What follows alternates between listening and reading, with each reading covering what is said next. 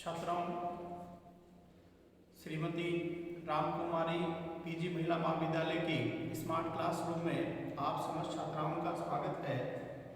आज हम BA part third subject geography paper first Asia geography का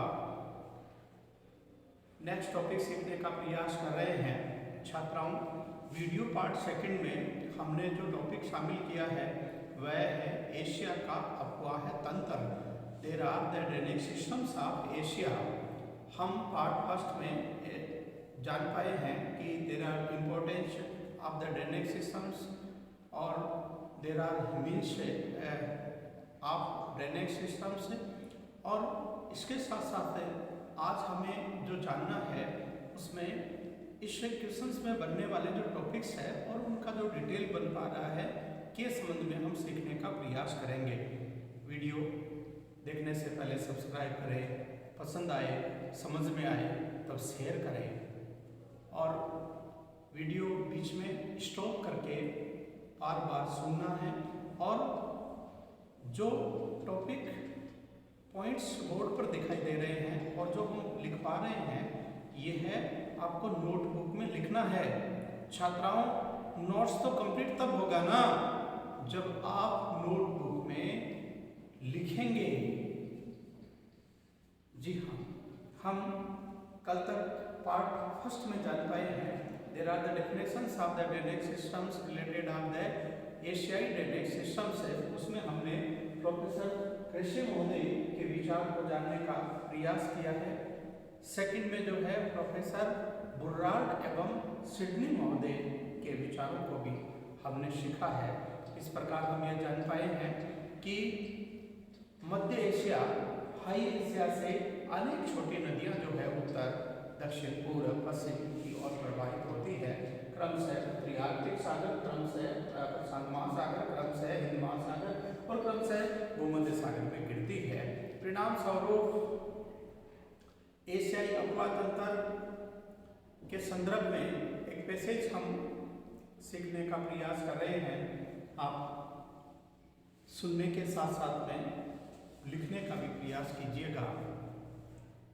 एशिया महाद्वीप की धरातलीय विशेषताओं में क्षेत्रफल की दृष्टि से नदियों की घाटियां यद्यपि कम है, लेकिन मानवीय उपयोग की दृष्टि से नदियों की घाटियां सबसे अधिक गौरवशाली है। एशिया महाद्वीप के धरातल पर नदियों के अनेक छोटे बड़े मैदान पाए जाते हैं। अतः एशिया के अफवाह तंत्र के संदर्भ में निम्न बिंदु शामिल किए जा सकते हैं। पॉइंट फर्स्ट, अब बोर्ड से देखते जाइएगा और लिखने का प्रयास कीजिएगा। पॉइंट फर्स्ट छात्राओं जो शामिल किया गया है वह है एशिया अफवाह तंत्र की प्रकृति एवं विशेषताएं। There are nature and features of the DS. Second point हमने जो शामिल किया है वह है एशिया प्रमुख अफवाह तंत्र अर्थात मेजर ड्रेनेज सिस्टम। हम इस पॉइंट में अफवाह तंत्र के प्रकार के रूप में भी इस पॉइंट को हम जान सकते हैं। जी हाँ, नेक्स्ट पॉइंट हमने जो शामिल किया है वह है एशिया अफवाह तंत्र का महत्व। There are importance of drainage systems. और क्वेश्चन से की क्लोजिंग में जो पॉइंट शामिल किया जाता है वह है एशियाई अफवाह तंत्र मूल्यांकन अर्थात एशियन ड्रेनेज सिस्टम्स इवोल्यूशंस इत्यादि पॉइंट्स जो है हमने क्वेश्चंस के डिस्क्रिप्शन में शामिल किया है। हम इन सभी से बनने वाली विशेषताओं के रूप में इनका जो डिटेल बन पाएगा के रूप में जो है हम सीखने का प्रयास करेंगे। पॉइंट्स के बाद में एक पैसेज लिखिएगा इस प्रकार। एशियाई अफवाह तंत्र के संदर्भ में प्रस्तुत किए गए उपरोक्त सभी महत्वपूर्ण तथ्यों के बारे में विस्तार से निम्न प्रकार समझा जा सकता है। उदाहरणार्थ डॉट डॉट डैश के बाद में पॉइंट नंबर फर्स्ट पुनः लिखिएगा। एशिया अफवाह तंत्र की प्रकृति एवं विशेषताएं, इस पॉइंट का डिटेल लिखिएगा। वस्तुतः एशिया महाद्वीप की अफवाह प्रणाली की प्रकृति एवं मुख्य विशेषता यह है कि उच्च एवं विशाल पर्वत श्रेणियों से निकलने वाली नदियों के मार्ग में मध्य पर्वत श्रेणियां बाधा के रूप में नहीं है। सामान्यतः मध्यवर्ती पर्वत श्रेणियां एशिया के अफवाह तंत्र का निर्धारण करती है तथा नदियां पर्वतीय ढालों के अनुसार बहती हुई क्रम से पूर्व, पश्चिम, उत्तर एवं दक्षिण दिशाओं की ओर बढ़ जाती है। फुल स्टॉप ऐसे चेंज करके लिखिएगा। इस प्रकार एशियाई अफवाह तंत्र की विशेषताओं के रूप में निम्न बिंदु शामिल किए जा सकते हैं। आगे के पॉइंट्स जो है रोमन के क्रम में लिखिएगा। रोमन का फर्स्ट पॉइंट है ना, इस फॉर्मेट में लिखिएगा। रोमन का फर्स्ट पॉइंट लिखिए। एशिया की प्राय समस्त नदियां मध्यवर्ती पर्वत पठार क्रम से उद्गम होती है। नेक्स्ट पॉइंट, एशिया की अधिकांश नदियों में हिम का पिघला हुआ हिम का पिघला हुआ जल प्रवाहित होता है। नेक्स्ट पॉइंट, एशिया की नदियां मार्ग परिवर्तन कर लेती है। नेक्स्ट पॉइंट, एशिया की प्रमुख नदियां प्रतिवर्ष बाढ़ें लाती है, जिसमें हांगहो, गंगा, दामोदर, इरावदी, दजला एवं गोदावरी इत्यादि को शामिल किया जा सकता है। नेक्स्ट पॉइंट, एशिया की नदी घाटी क्षेत्रों में प्राचीन सभ्यताओं का विकास हुआ है। नेक्स्ट पॉइंट, प्राचीन चीनी सभ्यता हांगहो की घाटी एवं मैदान में विकसित हुई है, प्राचीन सिंधु सभ्यता सिंधु की घाटी एवं मैदान में विकसित हुई है तथा प्राचीन मेसोपोटामिया सभ्यता दजला एवं फ्रात नदी घाटी में विकसित हुई है। नेक्स्ट पॉइंट, एशियाई नदी घाटियों में प्राचीन घरेलू उद्योगों का विकास हुआ है। नेक्स्ट पॉइंट, एशिया के नदी प्रवाह ने समतल मैदानों का न केवल निर्माण किया है, परंतु बाढ़ों के द्वारा प्रतिवर्ष नई परत जमा करके उपजाऊ बना दिया है। नेक्स्ट पॉइंट, एशिया की अधिकांश नदियों के द्वारा डेल्टा बनाया जाता है। नेक्स्ट पॉइंट, संसार के प्रमुख बंदरगाहों का विकास एशियाई अफवाह तंत्र में नेक्स्ट पॉइंट, एशिया की अधिकांश नदियां आंतरिक जल यातायात की दृष्टि से महत्वपूर्ण स्थान रखती है। नेक्स्ट पॉइंट, संसार का सबसे बड़ा नदी डेल्टा सुंदरबन डेल्टा एशियाई अपवाह तंत्र में बनता है। नेक्स्ट पॉइंट, संसार का सबसे बड़ा नदी द्वीप मांजुली एशियाई अपवाह क्रम की ब्रह्मपुत्र नदी के द्वारा बनाया जाता है। इस प्रकार उपरोक्त समस्त तथ्यों के विवेचन से यह स्पष्ट होता है कि संसार के पुरातन एवं नवीनतम नदी जल प्रवाह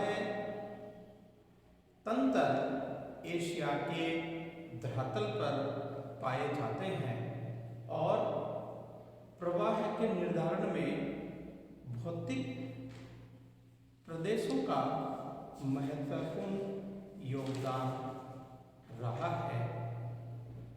जी हाँ छात्राओं, इस प्रकार विशेषताओं के रूप में बनने वाले जो पॉइंट्स हैं ये आप वीडियो स्टॉप करके बार बार सुनने का प्रयास कीजिएगा और अपनी नोटबुक में लिखिएगा ताकि आपके पास में नोट्स जो है कंप्लीट बन करके तैयार हो सके। पुनः हम एक बार इस पे जो है डिस्कस कर लेते हैं। हम अब तक जो जान पाए विशेषताओं के रूप में प्रकृति के रूप में देखिए, प्रकृति शब्द जहाँ आता है उसका शाब्दिक अर्थ क्या होता है, अर्थात उसका स्वभाव, देयर आर द नेचर। और हम ये जान पाए हैं कि नदी नालियों में और नदियों में जल प्रवाहित होता है और जल का एक स्वभाव है छात्राओं कि वह कभी भी स्थिर नहीं रह सकता है। और देखिए, अगर हम सांस्कृतिक और सामाजिक विज्ञान की ओर आगे बढ़ेंगे तब सामाजिक विज्ञान का दर्शन हमें ये सिखाता है कि यदि जल किसी स्थान पर कुछ समय तक रुक जाता है तो क्या हो जाता है, गंदीला हो जाता है। छात्राओं, इस प्रकार प्रकृति के रूप में जो है नदियों में जल प्रवाहित होता है और जल का एक स्वभाव है कि वह किसी भी स्थान पर जो है वह स्थायी रूप से नहीं रुकता है। तब हम यूं जान पाएंगे कि जल जो है प्रवाहित होता रहता है और इस प्रवाह क्रम के रूप में ही नदियों को शामिल किया गया है। देखिए, मध्य एशियाई ये जो कुछ पर्वत क्रम है, ये कुछ पर्वत क्रम ही एशियाई अपवाह तंत्र का क्या करती है, ये श्रेणियां निर्धारण करती है। अर्थात मध्य एशिया से कुछ नदियां जो है वह उद्गम होकर के आर्कटिक सागर की ओर प्रवाहित होती है। हम जो है प्रमुख अपवाह तंत्र के रूप में सीखने का प्रयास करेंगे, जिसमें आर्कटिक सागर की विशेषताओं में हम सीखेंगे कि एशियाई जो आर्कटिक जो सागर है ये वर्ष पर्यंत फ्रीज रहता है, जमा रहता है। इसलिए उत्तर की ओर प्रवाहित होने वाली जो साइबेरियाई नदियां हैं, इन साइबेरियाई नदियों के मुहाने जो है वर्ष पर्यंत बंद रहते हैं। परिणाम स्वरूप ये नदियां धरातल पर फैल जाती है और एक बहुत बड़े दलदल का निर्माण करती है। इस दलदली क्षेत्र को ही साइबेरियाई प्रदेश के रूप में जाना जाता है। इस क्रम की कुछ जो नदियां हैं ये पूर्व की ओर प्रवाहित होती है, जिसमें जो है इसमें चीन की बड़ी नदियों को इस वर्ग में शामिल किया जाता है। दक्षिण हिंद चीन की भी कुछ नदियां हैं। फिर जो है जो मध्य एशियाई जो क्षेत्र है इससे दक्षिण की ओर हिमालय कराकोरम श्रेणी से उद्गम होने वाली, सुलेमान श्रेणी से उद्गम होने वाली जो नदियां हैं, इस क्रम के अंदर जो है वह भारत और पाकिस्तान और म्यांमार की नदियां आती है। और अगले क्रम में जो है नोट ऑफ आर्मेनिया क्षेत्र से जो है टोरस श्रेणी से कुछ बड़ी नदियां उद्गम होकर के और ये जो है खाड़ी के इस क्षेत्र से जो है प्रवाहित होती है, जिसमें इराक की दो बड़ी नदियां आती है, जिसमें दजला गंगा व फरात नदियां हैं। परिणाम स्वरूप प्रकृति के रूप में हमें विशेष रूप से जानना यह है कि नदियों में जल प्रवाहित होता है और जल का एक स्वभावतः नियम होता है कि जल कभी भी स्थिर नहीं रहता है, वह कहीं न कहीं किसी न किसी प्रकार से अपना रास्ता बना ही लेता है। इस प्रकार एशिया की जो अधिकांश नदियां हैं, चूंकि मध्यवर्ती पर्वत श्रेणियों से उद्गम होती है, परिणाम स्वरूप मध्यवर्ती जो पर्वत श्रेणियां हैं जिसमें हिमालय पर्वत श्रेणी, काराकोरम पर्वत श्रेणी, कुनलुन पर्वत श्रेणी, त्यान सांग पर्वत श्रेणी, ये श्रेणियां जो है औसत रूप से 7000 मीटर से अधिक ऊंचाई पर स्थित है। इनकी चोटियों पर वर्ष पर्यंत बर्फ जमी रहती है और बर्फ का पिघला हुआ जल, हिम का पिघला हुआ जल इन नदियों में प्रवाहित होता रहता है। परिणाम स्वरूप मध्य एशियाई पर्वत श्रेणियों से निकलने वाली नदियां जो है ये सदाबहार होती है और इन नदियों के क्षेत्रों में बाढ़ की दशा बनी रहती है, जिसमें क्रमशः जिन नदियों को शामिल किया गया है, जिसमें चीन की हांगहो नदी को शामिल किया गया है, भारत की इसमें गंगा नदी को शामिल किया गया है, ब्रह्मपुत्र नदी को शामिल किया गया है, महानदी और गोदावरी को इसमें जो है शामिल किया गया है। दजला और फरात के क्षेत्र में भी कुछ स्थिति तक यहाँ बाढ़ की दशा बनी रहती है और जो है हिमालय के ये जो है क्षेत्र से नेपाल की चोटियों से उद्गम होने वाली दामोदर नदी को इसमें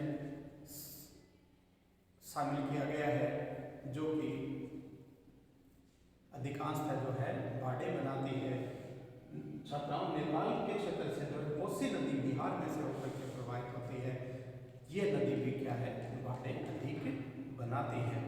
अगले क्रम में कुछ विशेषताओं के रूप में जो दशाएं जो बन पाती है, जिसमें ये क्वेश्चंस जो है न केवल विशेषताओं के रूप में ये बिंदु बन पाते हैं छात्राओं, इन्हें जीके के क्वेश्चंस के रूप में जो है ऑर्गेनाइज कॉम्पिटिशन से इंस्टीट्यूट से आप आरपीएससी और यूपीएससी के द्वारा भी इन बिंदुओं को क्वेश्चंस के रूप में जो है पूछा जाता है, जिसमें एशियाई नदियों के द्वारा सबसे बड़ा जो डेल्टा बनाया जाता है वह छात्राओं सुंदरबन डेल्टा बनाया जाता है। एक बार हम मानचित्र पर इसको सीख लेते हैं। देखिए, हिमालय से उद्गम होने वाली जो नदियां हैं, गंगोत्री हिमनद से गंगा नदी और फिर जो है आगे मानसरोवर झील के दक्षिण से उद्गम होकर के और नेपाल के क्षेत्र में प्रवाहित होकर के भारत के असम में से प्रवाहित होते हुए बांग्लादेश में प्रवाहित होते हुए और गंगा के डेल्टा में जो है शामिल हो जाती है।